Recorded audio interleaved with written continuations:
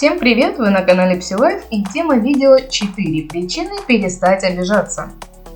Обида является разрушительным чувством для человека, и что интересно, обижаясь, мы вредим самим себе в первую очередь.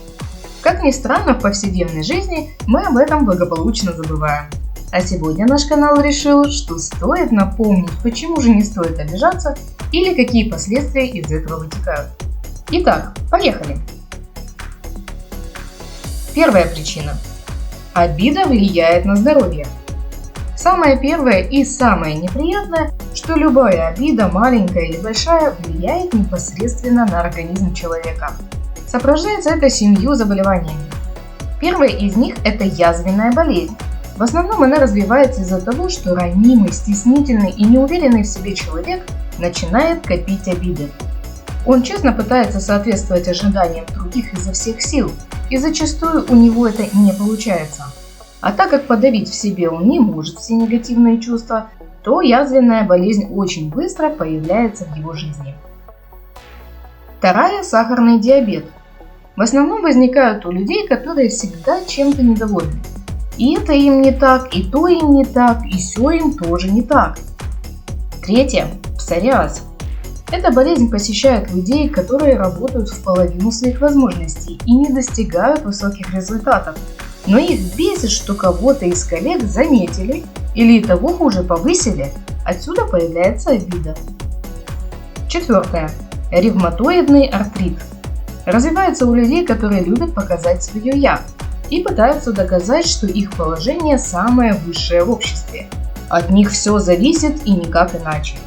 А обида появляется, когда находится другой человек, который пытается разрушить построенную картинку. Пятое. Язвенный колит. Появляется из-за обиды на любимого человека, который решил в какой-то момент расстаться или того хуже умер. И да, как бы ужасно это ни звучало, но есть такие люди, которые обижаются на умершего. Шестая болезнь – это всеми известная гипертония.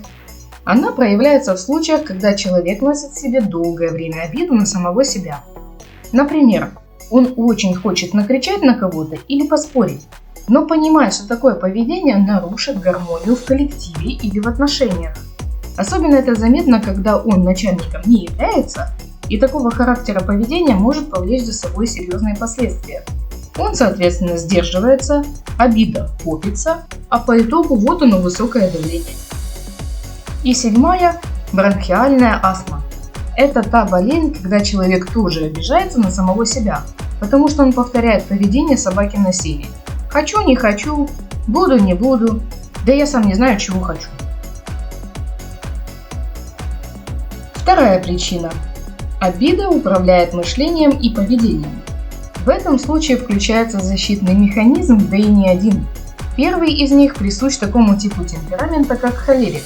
Когда человек начинает активно критиковать обидчика, хоть и недолго, но этого бывает вполне достаточно. Второй – сверхэмоциональность. Вместо поведения взрослого человека появляется поведение маленького ребенка, топотанием ножек по полу и переходом на личности в оскорбительной форме. Третий механизм наблюдается больше у меланхоликов. Во время обиды он уходит в себя и не видит и не слышит никого вокруг. Ушел далеко и вернусь не скоро. Третья причина. Обида превращается из мухи в слона. Когда появляется первая обида, то следом вспоминается вторая, третья и так до нескончаемости.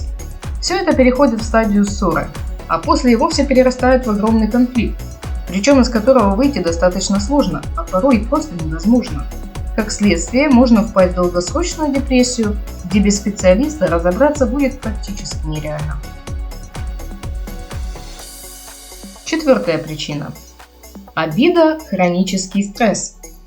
Стресс редкий – это даже полезно для организма, потому что в стрессовой ситуации мозговая и физическая активность загружается на 100%.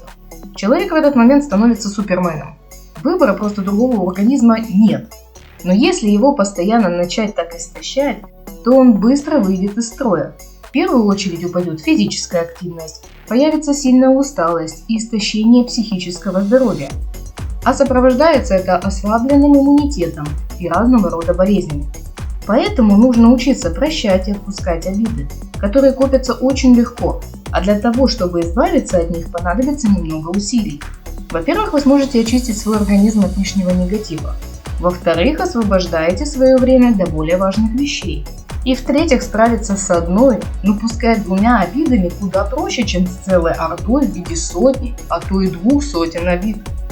Ну а с вами был канал PsyLife. Если вам видео понравилось, не забудьте поставить лайк и подписаться на канал, чтобы не пропустить новые видео. Пишите в комментариях, как часто вы обижаетесь на людей или на вас обижаются. А на сегодня, пожалуй, все. До скорой встречи. Пока-пока.